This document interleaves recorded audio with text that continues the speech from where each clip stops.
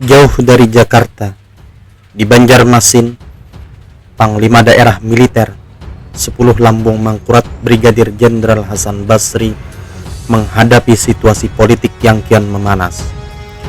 Jenderal Hasan Basri menyikapinya dengan surat keputusan nomor 140-S-K.P-1960 sejak tanggal 22 Agustus 1960.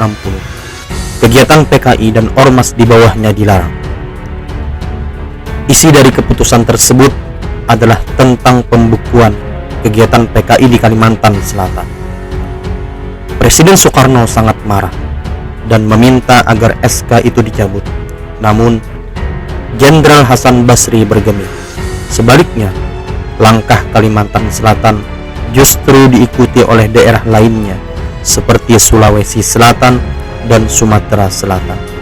Dalam catatan sejarah, peristiwa ini disebut sebagai peristiwa Tiga Selatan. Hingga pada November digelarlah rapat ketua penguasa perang daerah se-Indonesia. Di sana, Presiden Soekarno menuntut penjelasan dari Jenderal Hasan Basri mengapa ia malah membangkang.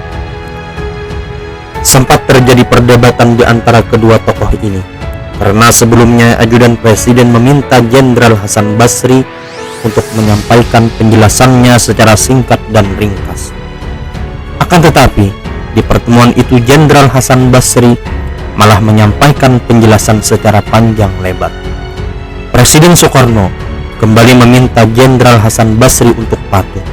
Namun, lagi-lagi Jenderal Hasan Basri menolak. Pada akhirnya, sebagai penguasa perang tertinggi, Presiden Soekarno mengambil tindakan atas Tiga Selatan, yakni mengizinkan PKI untuk kembali bergerak di tiga daerah itu. Pada tahun 1961, PKI kembali bisa beraktivitas. Tapi kekesalan Presiden Soekarno belum mereda, sebab sikap anti PKI di Kalsel masih begitu kuat. Sampai-sampai Presiden Soekarno harus mengutarakan kemarahannya dalam sebuah pidato kenegaraan pada tahun 1962. Presiden Soekarno menyatakan, berbeda dengan Sulsel dan Sumsel, masih ada satu daerah yang bertahan menentang PKI. Akibatnya, di sana, Kalsel, tidak bisa dibentuk Front Nasional Daerah.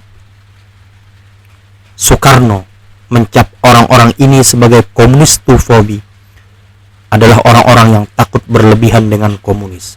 Bahkan, ia mengeluarkan kalimat yang kurang pantas. Sebuah ancaman bahwa pada suatu hari nanti usaha mereka akan gagal dan kejahatan harus ditebus di dalam penjara atau di tiang gantung. Begitu marahnya sampai pernyataan itu diucapkan.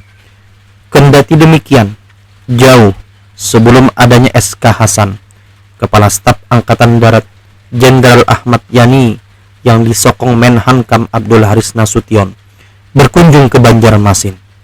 Di kediaman Pangdam 10 Lambung Mangkurat, Jenderal Ahmad Yani menggambarkan bahwa PKI sedang merongrong kekuatan Angkatan Darat. Dari Jenderal Ahmad Yani pula, Jenderal Hasan Basri mendapat penjelasan bahwa Angkatan Darat tidak bisa leluasa bergerak di pusat. Pembekuan PKI hanya bisa terjadi di daerah. Jadi, Jenderal Hasan Basri sebenarnya mendapat dukungan dari Jenderal Ahmad Yani dan Nasution.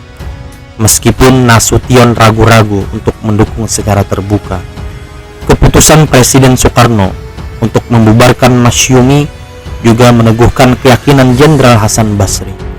Faktor lainnya, pertama, Jenderal Hasan Basri memang adalah sosok berpendirian kuat.